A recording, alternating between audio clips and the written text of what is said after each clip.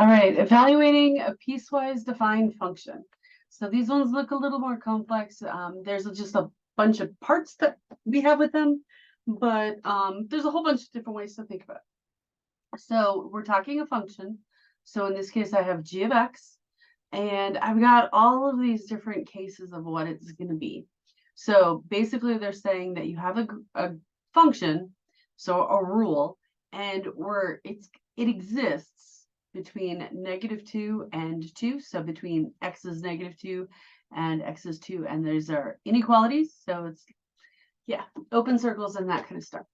So what we're going to do is think about, there's two parts to these. So we have what we're dealing with. So one thing that we can do is this line, after the if is saying when something's going to happen. What's before that if is going to be what you get. So a lot of times what I like to do is to think of a number line. And actually, I'm going to make the number line. So I'm going to translate each one of these inequalities. So I'm at -2. It's got the open circle. And -1 has the closed circle. So if what I'm plugging in is somewhere in between here, between these two numbers, I'm going to use the top row. If I have, we'll make the next one. So if I'm between -1 and 0, okay, closed circle, open circle, and I'm between here, I'm going to be using the second row. And then I've got my next picture, which is going from 0 with an open circle to 1 with the closed circle. So if I'm between these two, I'm going to be using the third row. And then my last one has me between 1 and 2. So open circle, closed circle. So if I'm between there, I'm going to be using the bottom one. So when I'm doing g of -1, -1 is the filled in circle here. So g of -1, this -1 is right here, which has got that closed circle. So that means I have the top row, which says if I'm here, my answer is going to be, oh, I don't even have an x, so it's just going to be -1. G of 1.5. So 1.5 is between 1 and 2. So G of 1.5 it would be right here, because that's what I'm plugging in. It's right in between those, which means I'm using the last row, which is going to be 2. So I'm just taking that answer that I have right there. G of 2 is also included in this last row. So G of 2, the 2 is right here. So this is also going to be 2 because I'm just taking this answer right here. All right, so we're going to type these in, and then we're going to do another one. So this is -1. This is 2, and this is 2. So this one, I didn't have any x's to plug the numbers into, so I'm really just identifying which row that I have, and we're going to see how we did. All right, so then we are going to clear my pictures, and we're going to do another one. And yeah, see what we have here. Okay, so this time we still have the two sides. So we've got our if. So I need this and I need this. All right, so my if is got two cases. So if it's 2, that's the only time I'm going to be there. Anything other than 2,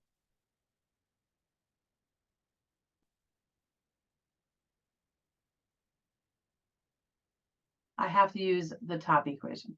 So G of -4, G of -4, I'm not plugging in a 2, so I have to use that the top part of the function. So this is going to be the -1/3. I'm plugging in the -4. I'll use this color. I'm going to change this to -4. And then I finish my equation. Plus 4. This is squared. All right, so it's -1/3 times -4 times -4 is 16. Keep that over 1 plus 4. This is going to be -16/3 plus, I need this to be over 3. So I'm going to multiply it by 3.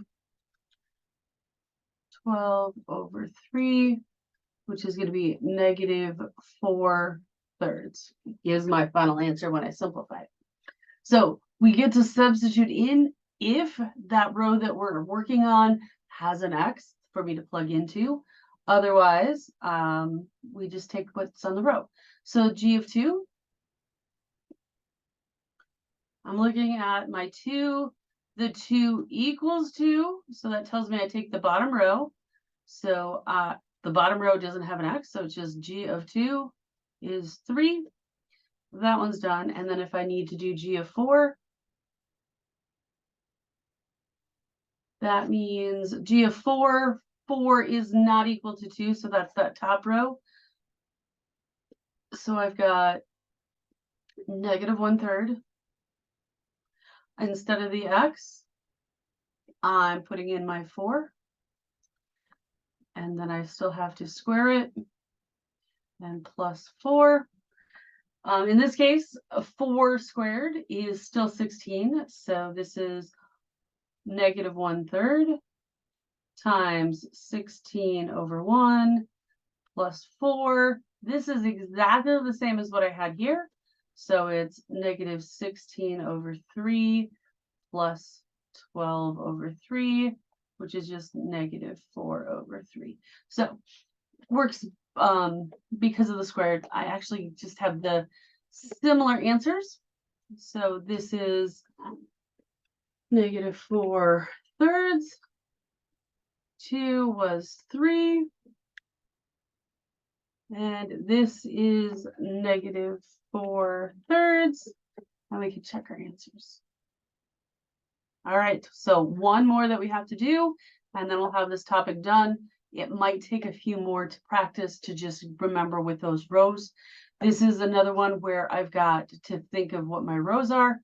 So I'm gonna draw my line just so that I can remember.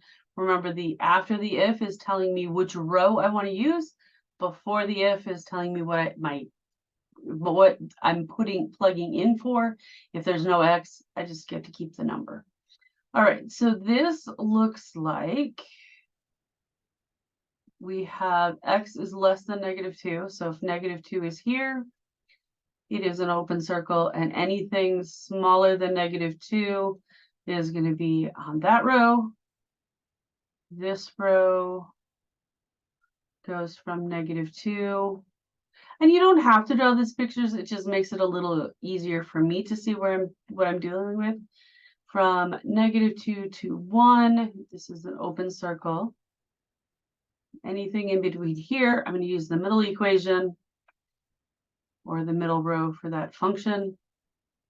And I have a 1. It's a closed circle. Anything bigger than 1 will be using the bottom row. So G of -2. -2. So G of -2. -2, it starts here, but this is the open circle. So this is the G of -2. So G of -2 is going to take that middle row, meaning I'm going to plug in my X's. So I'm going to go back to this. So my this equation or this function row is going to be a parentheses, and then I'm going to put my -2 in there. Go back to blue. And I can put that in its own little parentheses or just make sure that it's a different color. And then -1 squared.